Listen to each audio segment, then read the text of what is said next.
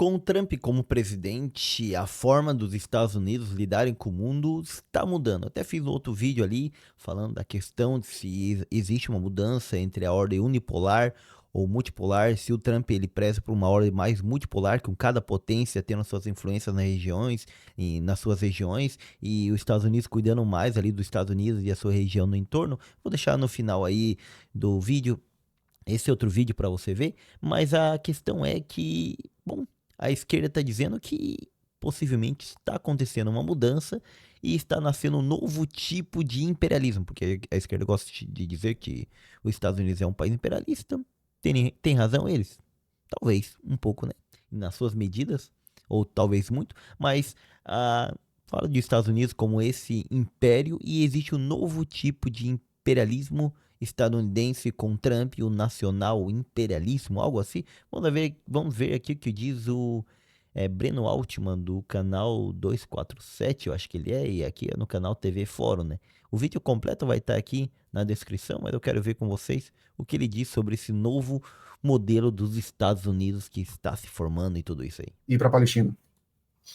Olha, o Trump representa um projeto que supera o sistema imperialista tal qual nós o conhecemos desde 1945. Eu vou dizer o que eu acho que significa e depois explicar um pouco para ficar mais clara a minha opinião. Ele está abandonando o modelo de sistema imperialista por um nacional imperialismo como o que existia antes de 1945, como o que existia antes da Segunda Guerra Mundial. Mas daí não seria esse Estados Unidos o grande império do mundo, com bases, com em torno mais ou menos de 700 bases espalhadas pelo mundo, com o dólar hegemônico como principal moeda e tudo isso, né? Antes de 45 era outros Estados Unidos. Era grande, era forte, mas não era esse grande país. Em 1945 surge uma novidade no imperialismo. Nós temos que compreender o imperialismo como uma longa etapa que vem desde o final do século XIX, desde a segunda metade do século XIX, e que passou por vários períodos. Então, nós tivemos um período pré-Segunda Guerra Mundial, no qual os estados imperialistas não possuíam um sistema. E não havia uma hegemonia de um estado imperialista sobre outro, embora pudesse haver, como houve um estado imperialista mais forte que os demais em determinadas situações. O estado britânico foi o imperialismo mais poderoso entre o final do século XIX e o início do século XX, e o imperialismo norte-americano já era o mais forte desde a Primeira Guerra Mundial. Depois da Segunda Guerra Mundial, é fundado... talvez era forte, mas não sei se era forte no nível de ser um grande novo império. Ainda estava entre a Primeira e a Segunda Guerra Mundial. Eu, pessoalmente, acredito de que havia um embate entre as potências ali, e os Estados Unidos cresceu, é grande, é forte, mas a Inglaterra ainda estava ali, depois volta a Alemanha com tudo, então existe um embate para dizer quem que vai ser essa grande potência mundial. Lembrando que é depois da Primeira Guerra Mundial que tem a União Soviética, que está em pleno crescimento também. Um sistema imperialista. São duas novidades que explicam isso. Primeiro, que os Estados Unidos saem da Segunda Guerra Mundial não como uma potência imperialista, mas como uma superpotência imperialista. Os Estados Unidos saem da Segunda Guerra Mundial com a bomba atômica e com um poderio econômico muito superior aos demais países capitalistas. A Europa estava destruída pela guerra, o Japão estava destruído pela guerra. Então, os Estados Unidos podiam dar as cartas no sistema imperialista e colocar todos os estados imperialistas sob sua hegemonia num sistema vertical. Essa é a primeira novidade. A segunda novidade é que, no pós-Segunda Guerra Mundial, o imperialismo tinha um inimigo muito poderoso a enfrentar. Esse inimigo a enfrentar era o sistema socialista, liderado... A União Soviética, que era a outra grande potência que rivalizava com os Estados Unidos, né? Eram as duas grandes potências, Estados Unidos de um lado e a União Soviética do outro. Pela União Soviética. A União Soviética também sai como uma superpotência da Segunda Guerra Mundial. E a União Soviética deixa de ser, a partir daquele momento, a única potência socialista do mundo. A União Soviética foi o único Estado socialista até 1945. Dali em diante, não. Vários países europeus se integram ao campo socialista, alguns por processos revolucionários, como a Iugoslávia e a Albânia, outros por processos eleitorais, como a Tchecoslováquia. Boa parte pela força, né? Onde a União Soviética tomou território, ela ficou. E outros ainda por conta do peso do Exército Vermelho, que foi libertando esses países da dominação, foi libertando países da Europa Oriental. E cativando e botando sobre o seu jugo. Liberdade socialista.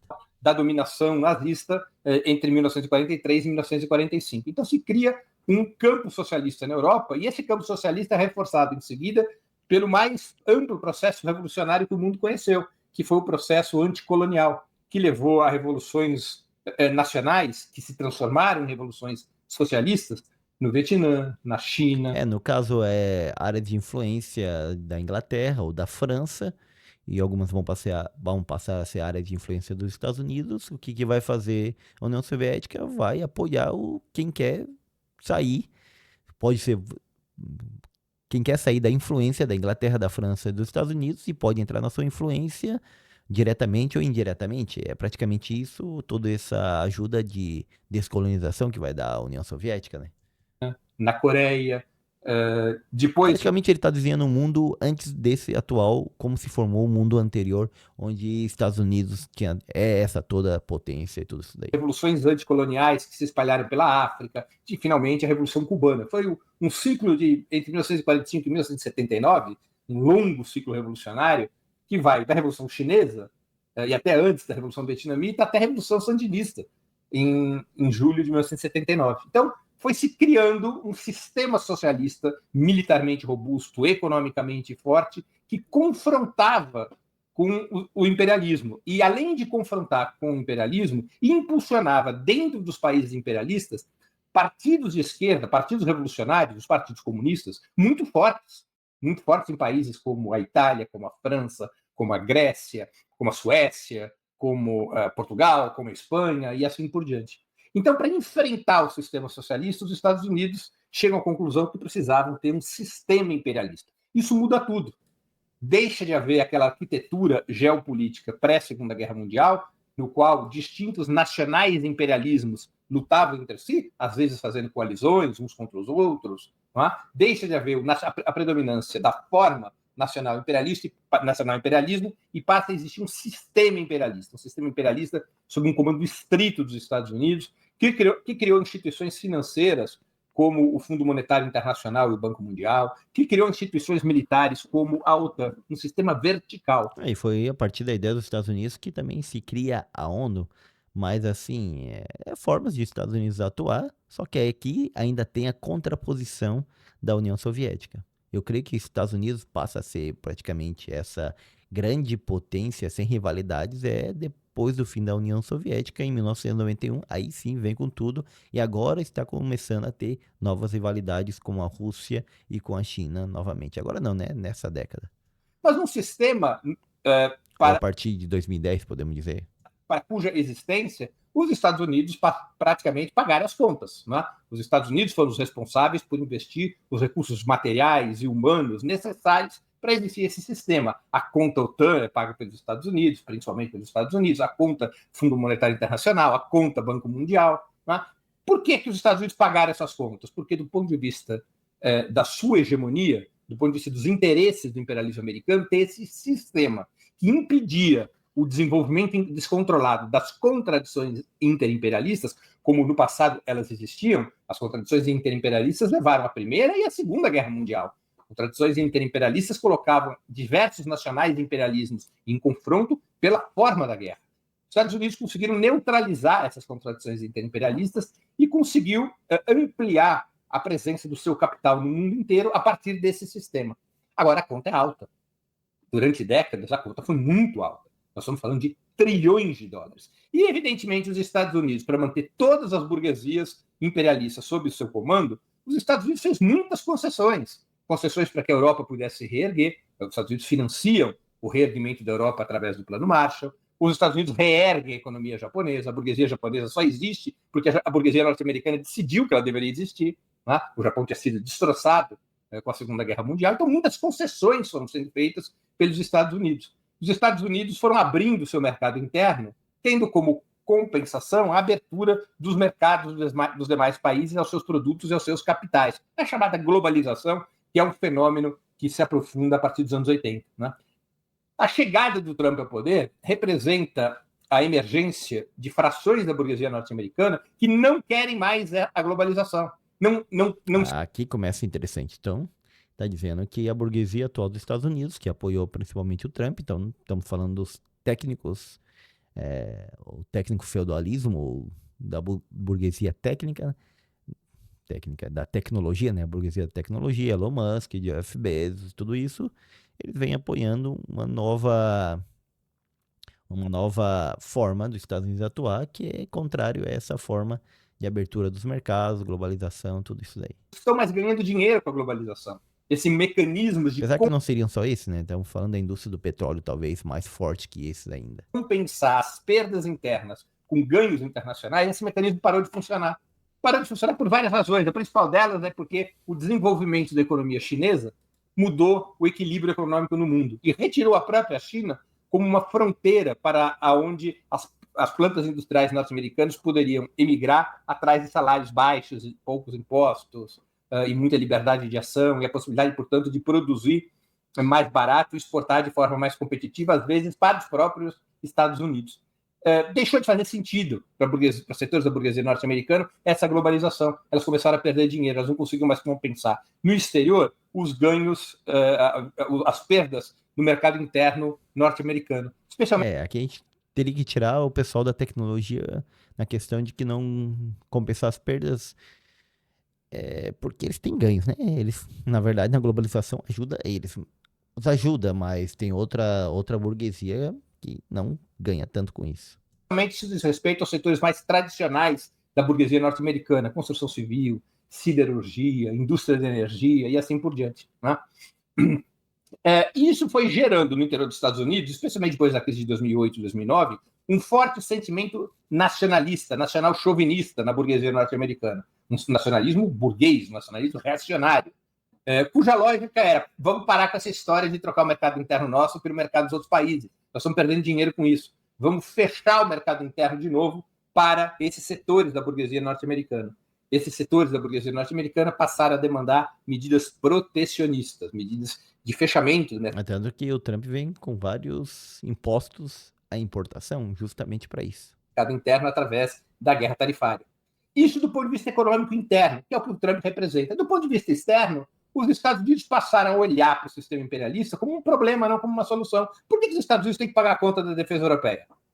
Então, aqui os Estados Unidos, seguindo a lógica aqui do senhor Breno, ele estaria deixando de ser imperialista, ou seja, aquela grande potência unipolar que surgiu depois da queda da União Soviética, ela quer deixar de ser essa grande potência unipolar e quer cuidar mais apenas do seu território, da sua região de influência e deixar de ser a polícia do mundo. Por que os Estados Unidos têm que pagar a conta da defesa do Japão? Por que os Estados Unidos têm que aplicar inúmeras concessões ao Canadá, ao Reino Unido, à França, à Alemanha, ao Japão, para que eles mantenham sua rigidez econômica às custas da própria economia norte-americana? Isso dá margem para o Japão, isso dá margem para a China e a Rússia aumentar a sua zona de influência. É por isso que ele também está disposto a abandonar a Ucrânia se não der o que eles quiserem. Trump representa uma posição de colocar fim ao sistema imperialista e substituí-lo pelo nacional imperialismo dos Estados Unidos, que provavelmente é mais agressivo ainda do que o sistema imperialista, porque é um imperialismo que não está disposto a qualquer concessão. Mas é um imperialismo cujos passos estratégicos são calculados não a partir dos interesses globais do sistema imperialista, mas exclusivamente dos interesses imperialistas norte-americanos. Portanto, por que os Estados Unidos têm que financiar a guerra da Ucrânia? Qual a vantagem dos Estados Unidos para fazerem isso?